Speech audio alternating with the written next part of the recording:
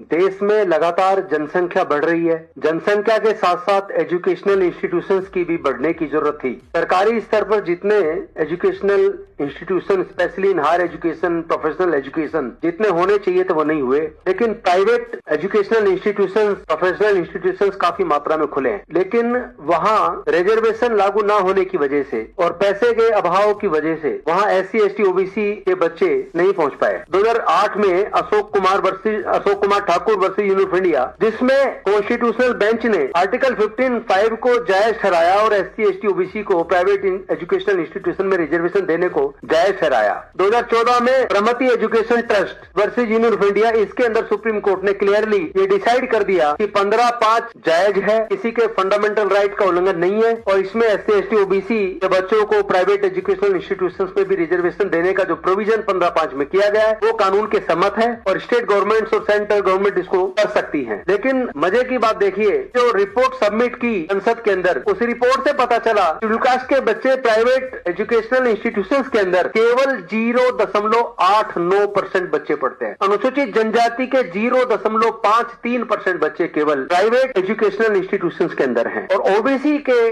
11.16% बच्चे educational institution के अंदर है। इस बीच में कुछ डाटा आपके सामने फीस का रखना चाहता हूँ। इस प्लानिंग के अंदर बी फार्मा जैसे एक डिग्री करने के लिए 1 साल का खर्चा लगभग 11 लाख रुपए है और डिग्री 4 साल की है।